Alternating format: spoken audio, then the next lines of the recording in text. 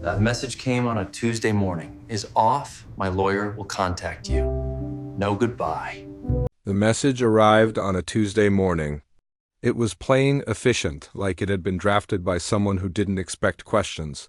The wedding is off. My lawyer will contact you. Please don't try to reach me. I read it 3 times. Not because I didn't understand, but because it didn't sound like her. There was no emotion, no explanation, no real goodbye. Just a legal warning wrapped in a single sentence. I sat there for a long time, my phone still in my hand, my coffee going cold on the table. Outside, the city moved on, completely unaware. But inside my apartment, everything had just shattered. We had just picked out flowers together. We had argued about the guest list and laughed over the seating charts. Just the night before, she'd fallen asleep on my chest, talking about how strange and wonderful it would feel to finally call me her husband. And now this cold, impersonal message, I didn't reply. Not out of pride, but out of pure instinct. A message like that isn't an invitation to talk. It's a declaration of power. By noon, her mother called. I let it ring. Friends started texting, asking if everything was okay. I ignored them, too. I had no idea what story she was telling everyone else, but I knew one thing for certain. Panic doesn't send lawyers. Confidence does. So I stayed calm. I had to. That afternoon, I opened a folder on my computer that I never, ever expected to need so soon. It was filled with contracts, receipts, emails, and messages.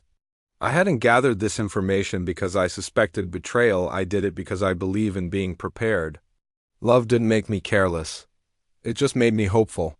3 days later, the lawyer's email arrived. It was just as formal, just as cold, and it was accusatory. It suggested that I had misrepresented my finances. It mentioned concerns about my honesty. It stated that any attempt on my part to contact her would be considered harassment. I read it slowly, my heart pounding in my chest, and then I forwarded the entire thing to my own attorney. When he called me, he didn't even sound surprised. "Did she ever ask you direct questions about your finances?" he asked. "No," I replied. "She just made assumptions." He let out a long sigh. "Well," he said, "that explains the tone." The real truth started to reveal itself in fragments over the next week. A mutual friend let something slip during a conversation, an offhand comment about how surprisingly quickly she seemed to have moved on. Another friend mentioned a new man she'd been spending a lot of time with, someone older, wealthier, and much louder with his success. The picture started to form, quietly, painfully. She hadn't canceled our wedding out of fear or doubt. She'd canceled it out of absolute confidence. She thought she was trading up. The meeting happened 2 weeks later. It was in a neutral office, around a neutral table, with neutral faces all pretending this was just business. She didn't even look at me when she walked in. Her lawyer spoke first, running through a list of rehearsed accusations and outlining their concerns. He pushed a proposal across the table like it was a final verdict. I just sat there and listened without interrupting. When he was finished, my lawyer calmly slid a single folder across the table toward them. It wasn't thick. It didn't need to be. Inside were the documents she'd never bothered to read while we were together.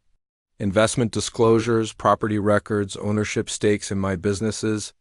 Agreements she had signed without a shred of curiosity because she just assumed she already knew my value. The silence that followed was heavy and uncomfortable. Her lawyer started flipping through the pages, faster and faster.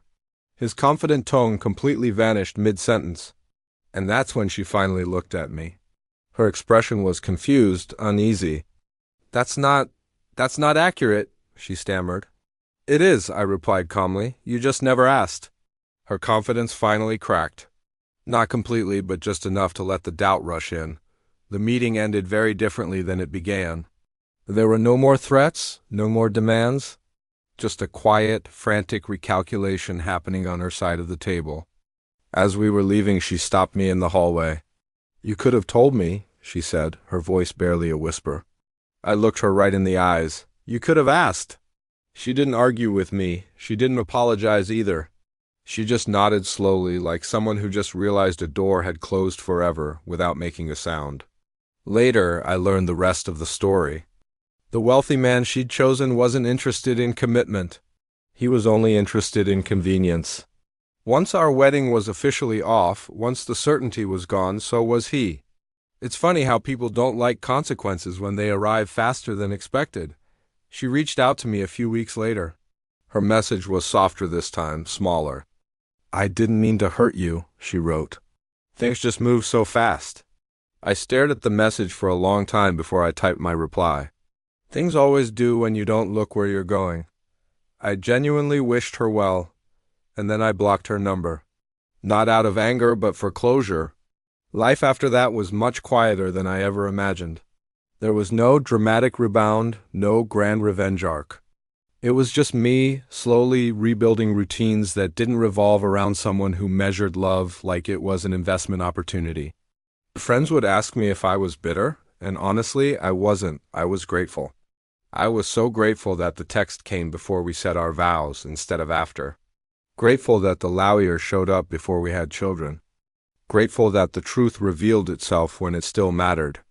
Because sometimes the most painful ending is also the cleanest escape. She thought canceling the wedding gave her all the control, but what it really gave me was clarity. And I've learned that clarity is worth far more than any future built on assumptions. Thanks for listening. If this story resonated with you, consider subscribing for more.